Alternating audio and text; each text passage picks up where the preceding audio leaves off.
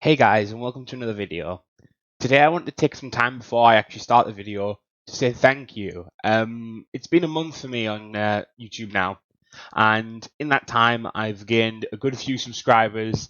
I've put out a good amount of videos, and you guys seem to be really receptive of it, and that means a lot to me. Um, since I started, I've tried a lot of things to kind of see where I fit in the YouTube community, and I'm still experimenting, and I'm not the best, you know? There's a lot of things that I'm getting wrong. I mean, my thumbnails have just started to get good and that sort of thing. I'm trying to push myself every day to try and make better videos for you guys. But if I'm doing something that you think you could help me with, or tell me to do something differently with, or something, just anything, please tell me. Please comment. Please DM me on Twitter. I'll put my Twitter in my description as well. And just speak with me, because I'm here because I want to make content for you guys. It's something that means a lot to me. So thank you guys for watching, and I'm hoping you're going to continue to watch. And if you do like what I'm doing here, please consider subscribing. It would mean a lot to me. Thank you guys for everything you've done for me so far, and I'm hoping you enjoyed today's video. So let's get to it. Hey guys, today I wanted to do a review so far of Marvel's Avengers. There's a lot of buzz around the game for a lot of reasons, and I think it's worth diving into. So here's my list of what's good with the game and what's not so good. First, the story is great. They do a really good job of having these characters interact in a way that feels authentic. You feel like you could be watching a movie or reading a comic. And again, that's a really good thing that they've managed to meld what we know from the comics with the more wider population of Marvel fans from like the MCU know about these characters as well, and they marry it in a way that creates a unique environment, a unique way of looking at these Marvel characters. Specifically Miss Marvel. I think Miss Marvel is a really good breakout character in this game, just because she's been around for a while. She has a lot of fans, and she's in a lot of mobile games, etc. But she's never had a proper outing, and she's never had a mainstream outing like this. So it's really great to see her get this kind of representation and be able to carry it. Sandra Saad, who plays Miss Marvel, did a really good job of capturing the childlike quality of Kamala, the kind of the happy-go-lucky side of Kamala, without kind of compromising a character, without making her too gimmicky. And I really applaud her for that. Troy Baker has actually changed my mind on Hulk a lot as well. I didn't think he was the right choice for Hulk, but he's did an amazing job. And those two together, Sandra Saad and Troy Baker, their chemistry was just ineffably great. It was really fun to watch their cutscenes. Every cutscene that had Bruce and Kamala in, I just wanted to know more. I wanted to learn more, and that was brilliant. Again, talking about mainstream outings, Kate Bishop, the first DLC character that we seem to be getting now, is again another character that they're kind of taking a risk on, and I love that. I love that they're saying we're not going to just define ourselves by the MCU or what's incredibly popular in the comics. We're going to say, actually, we're going to go for a character that's loved, but perhaps a little bit less unknown. And I love that. I love that they're saying, hey, we want to do this right by comic fans, but we also want to introduce new stuff to the MCU fans, or to just fans who haven't picked up certain comics, certain lines of comics, etc. And what's even more interesting is what they seem to be doing going forward. They've teased a lot of stuff with the end of the campaign, and I'm not going to go too much into details here, but that sets up multiple new heroes, multiple new villains. It's just it's crazy to think how much this game is going to be getting, even over the next few months. And I think that's just brilliant. I think that they're doing a really good job of capturing what this game is about and capturing the Marvel Universe. The Marvel Universe is a huge, sprawling place, and you need to have that that core of that you have heroes upon heroes, and you have villains upon villains. You have like a limitless set of characters on both sides, and I just think that's really interesting to have a whole roster, something akin to maybe Overwatch someday, or something like that, where you have a whole roster of characters that you choose from to play as, but they're all kind of connected. They all know each other. They all interact with one another. Obviously, not in the same way, but that kind of story building that happens alongside this traditional game as service gameplay. But speaking of that game of service gameplay, another great thing that this game does is it actually allows a lot of movement with the characters. Not just in terms of their actual movement abilities, which again, brilliant. They've really captured the characters in terms of how they move, how they talk, how they act. They've done that brilliantly. But their skill trees are just incredibly complex. Well, not complex. That's perhaps a bit too far, but they're incredibly interesting. Let's put it that way. They're interesting. For example, Thor's Bifrost ultimate can give out damage, or it can heal, and I think that's really interesting to have an ability that changed Thor entirely. Thor suddenly becomes like a more shaman-esque character, but it still feels true to Thor, and I love that. I love the fact that they're allowing these kind of variations in gameplay without compromising the characters. For example, as you guys are probably seeing, I play a lot of Cap at range, throwing out his shield. And I feel like that's my way of playing Cap because you get to rebound the shield and you get to do a lot of stuff with the shield that way. Whereas someone else could totally just go, I actually like being up close and in the fight, and they could be like a brawler version of Cap. And I love that. I love the fact that they said, yeah, that those two parts of Cap are equally important. Let's make sure that they're both represented in this game. Same for Tony with having rockets, lasers, etc. And same for Widow having like a whole kit of different weapons. I just love what they've done with each of these characters, and I can't wait to see what they do next. On that note, the villains in this game, whilst the ones that we got were brilliant, MODOK was really sympathetic. You could sympathize with him in a way that perhaps you didn't think you might, because he's a big head on a small body, and you think that's almost going to be comical, but you get this kind of tragedy around his character. And then Monica, who's kind of the counter to that, this kind of heartless scientist, kind of, the kind of trope that you get of an evil scientist. But you like her because you hate her, and I like that you have that. Then you have these tertiary villains or secondary villains, however you want to say it. Taskmaster and Abomination, the two kind of big ones that we have outside of AIM. And Taskmaster is our first boss fight in the game, and that sets us up with him later when we come back to visit him post story. And it's really interesting to see that they've got this kind of very cocky Taskmaster who is railing against Shield. He's not doing this necessarily. Of course, he's doing it for money, but he's not doing it necessarily because he supports AIM, but because he's an ex-Shield agent who feels like he's been abandoned. In one of the quests, Maria even mentions that, and he actually seems kind of perturbed by it. So you've got these characters, these villains, who are still feeling things, still connectable to. You get a feeling for who these villains are as much as you get a feeling for who the heroes are. But I did say, the issue is, for me, is that Taskmaster and Abomination specifically didn't feature enough in the campaign itself, and I think they should have. I think they should have got a little bit more, especially because there's a scene, again, a little bit of a spoiler here, a scene with Abomination where he is speaking with MODOK, and Monica says to MODOK, don't kill him, we need him still. And obviously in the post game you still get to go and see Abomination, etc. But the main story quests don't really have him show up again. And I think it would have been better if he had shown up even in the last quest or the quest before the last quest, just to give you a little bit of a realization as to why he's still around. Taskmaster is one that you can kind of explain away if he's not got his paycheck, but Abomination seemed like very tied to AIM for one reason or another. I think it's because Monica was making him stronger.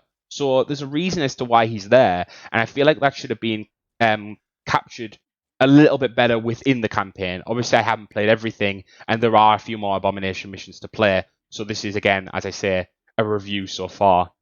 But yeah, aside from those two, there is also an issue in which there's not many iconic villains aside from those two, and obviously the AIM villains in Monica and MODOK. And the only other one we really have is there's a hint towards this imposter Thor being Loki. And that's great because everyone loves Loki, or a lot of people love Loki. But he's not actually a boss fight as far as I'm aware. I haven't gotten there yet, but as far as I've been told, he's not actually a fight as yet. And that's really it. There's no hints at like a specific villain in other missions. There's not like a hint of some like Hydra person showing up anytime soon to kind of go against Cap. There's not necessarily a mention of anyone like Crimson Dynamo to fight Iron Man. There's all these characters that they could have done without kind of really butchering the AIM storyline, or you know, intruding with it in any way. But they kind of didn't. I get that Hydra might have been an issue because Hydra is like the big bad, sometimes in opposition to like, you know, Shield, whereas AIM is the bad guy in this game as of right now. But like someone like Crimson Dynamo or someone like Bullseye, for example, just as like off the top of my head, you know, those kind of more street level villains who stand alone, they could have been done with relative ease, in my opinion. So to not see them or not see something akin to that, that was slightly disappointing. But I can understand why they might be saving more for the future. We're moving on to kind of bigger issues now, but I want to say now that these issues are fixable. They're not something that I think breaks the game in its entirety. I think or ruins the game. I think basically what these issues are is something that will eventually be fixed, or are the teething problems of just starting out a game of service as a game. The first one, the game is littered with bugs, and a lot of them are visual. So, like, for example, there's a lot of T-posing models, there's a lot of missing textures, people going invisible. Miss Marvel's arm, for example, could stretch across the entire map, and you can't actually see her actions at that point. And obviously, when you're playing a multiplayer game, it's kind of hard to be able to see what other people are doing if there's a graphic issue, and then you can't, like, you know, move in for these assists or go and help out someone with an action, etc., because you don't know what they're necessarily doing. Another one is that the game doesn't have a map, and that's fine, except that the tracking tool, the tactical awareness, doesn't always work. It works perfectly for, you know, finding hidden locations on the map, or finding, I call them secrets, but I don't think they actually are called that, and finding the objective. But when you're talking about your teammates, I've had numerous occasions where I've been in a party with someone and their logo's vanished off my screen. So, like, for example, Iron Man's logo has gone and I don't know where that Iron Man is anymore. And that's just not beneficial in a game that doesn't have a map and doesn't have text chat either. Some people aren't comfortable using a mic over a game that's a multiplayer game like this. And so I feel like they need to sort that, because you need to be able to know where your teammates are, especially when there's a lack of text chat or a lack of map.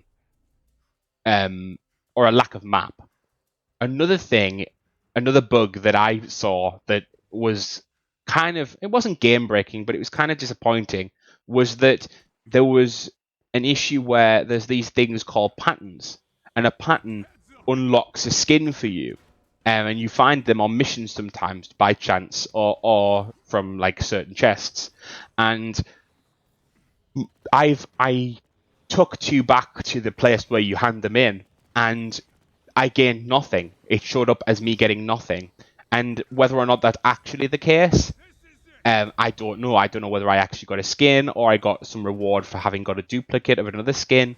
But the issue is, you need to be able to see that. You need to be able to know what you're getting, especially when cosmetics are such an important part of this game. I mean, they're the only thing that Square Enix is monetizing in this game. And, I understand that these ones are free, but everyone wants to look cool while playing. So I want that fixed as soon as possible because I think that that's just a little bit unfair. Um, a little bit unfair to people who are trying to play this game free to play it after they've bought it, essentially.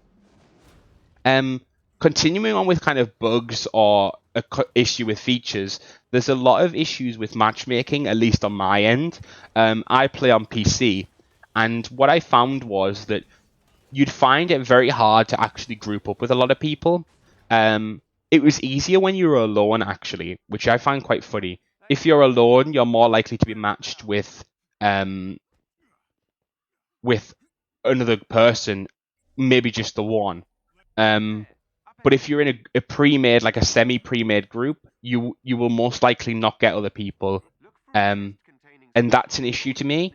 I think there's a situation in which you need to make it so that there's more easily accessible groupings, or you can like list groups, or you can see what people are playing, so that you can say, right, well, I need to do that mission.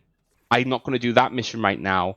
I'll come back to that one if there's a group for it later, or do it by myself later if no one's doing it. You can't do that right now. You're essentially going in blind, and I think that's a problem. In a similar vein, I also think there's an issue with how the game deals with disconnects. Um, what I really applaud them on is the fact that as soon as someone disconnects, an NPC drops in. The character that the person who disconnects was playing comes back as an NPC, and that's brilliant. That means that if you're in the middle of a fight, you're not going to die in it, and I think that's brilliant. I think that's the right thing to do. But the issue is, especially if you're in a party with friends, is that that person disconnects and you guys want to play together, and that person can't come back into that lobby now. There's no way for someone who's disconnected to rejoin your session, and I think that's something that needs to be looked at. I just think, even though that this NPC drops in straight away, I don't think that should necessarily mean that people are excluded from rejoining. I think there should be a period of say 5 minutes in which a person can get back online and try and reconnect with the mission. I know that's easier said than done in terms of game building and game mechanics, etc.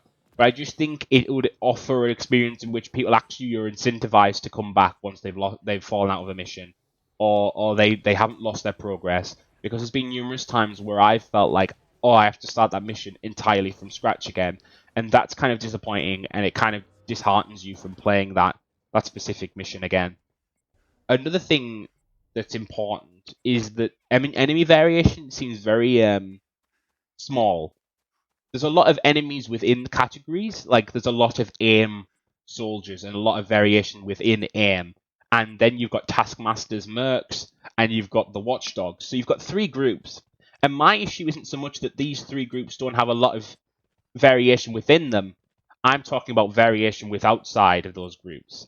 I just think we could have had a few missions that had random enemies, some things that weren't necessarily or these other kind of mercenary groups, but rather something that was like, if you were going to Scandinavia with Thor, it would be cool if Asgardians showed up, or if you had some kind of nomadic people getting involved, rather than just these AIM people who have defected from AIM to become part of an Asgardian cult, essentially. For example, if you're going into a Hulk mission as well, could there not be a situation in which you get gamma-infected people who are like grotesque, and you have to fight through those to get to Abomination, or you have to fight through those to like close down the project? I just think that would have been a more interesting way to vary the world, especially because we are dealing with Marvel, and as they're building all of these characters to play as, I want to see their villains be built as well. And they've done such a good job with the four that they have in game right now that I think they should have done more of that. Basically, what I'm saying is they should have done more of what they were already doing, not less of anything that they are doing, if that makes sense. I want to say, though, in regard to that, that I understand that other games that are games as service generally have a similar situation. I understand that when Destiny 2 launched, for example, there were kind of three main factions, and then obviously you went through the